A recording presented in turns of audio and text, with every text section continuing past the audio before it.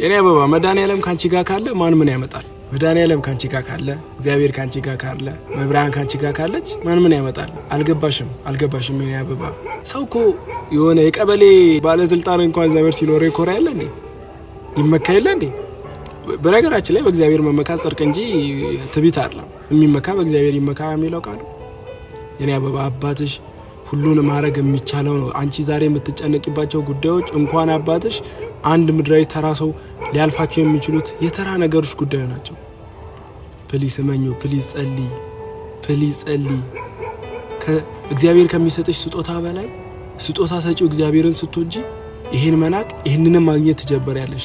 እመኚኝ የኔ አበባ። አስቀደመሽ ጽድቅና መንግስቱን እሺ፣ እግዚአብሔርን እሺ፣ ከዛም በኋላ እግዚአብሔርን እሺ። ገባሻ? ልብሽ በእግዚአብሔር ይደሰት እንጂ በሚሰጡት በሱ ስጦታቸው ይደሰት። እግዚአብሔር ጋር ሁሌ እየሄድን እጆቹን ስናይ አባታችን እኮ ነው ይከፋዋል። እሱ መች እንደምንፈልገው ይናፈቃል። ለዛ እኮ ነው የሚነሳን።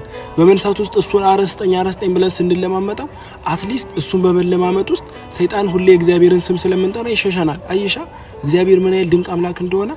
አንቺ ግን በፍቅር ሁሌ ብታመሰገኘው ሁሌ እሱ ጋር በጸኝ ለምን ይከለክልሻል? እንዳትቀሪበት፣ እንዳትጠፊበት፣ ሲኦል እንዳትገቢበት፣ በነፍስሽ እንዳትጎጂ ብሎ እኮ ነው የሚነሳሽ የሚሰጥሽ በጊዜው።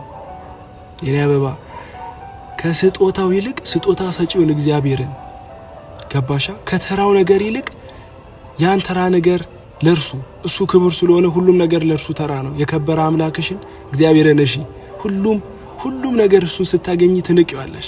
ስለዚህ የኔ አበባ አሁን የምትጠይቂያቸው ነገሮች ብታገኛቸው የምትረሻቸው እንደሆኑ እንዳዘነቂ። አሁን ያሉሽን ነገሮች የሆነ ጊዜ ለመንሻቸው የሆነ ጊዜ ጸሎቶችሽ ነበሩ። በእጅ ያለ ወርቅ እንደ መዳብ ያላዩት ሀገር ይናፍቃል ሆኖብሽ አሁን ያለሽን ንቀሽ ያሌለሽን እየናፈቅሽ እግዚአብሔርን እየረሳሽ ነው። አበባዬ እግዚአብሔር ነው። ከስጦታው ይልቅ ስጦታ ሰጪውን እግዚአብሔርን ስትወጂ እግዚአብሔርን ስትይጂ አሁን የምትለምኚው ነገር ሁሉ ተራ ይሆንብሻል። ይሄ ነገር ተራ ነው። የምትለምኚው ቫይራሊቲ፣ ፌመስነት፣ ገንዘብ፣ ዝና፣ ውበት፣ ቁመት፣ እጥረት፣ ቅጥነት ተራ ነገር ነው። ለእግዚአብሔር እንዲችል ያመጣልሽ የሚችለው ነገር ነው። እቺን ቢሰጥሽ ግን እግዚአብሔርን ተረሽዋለሽ።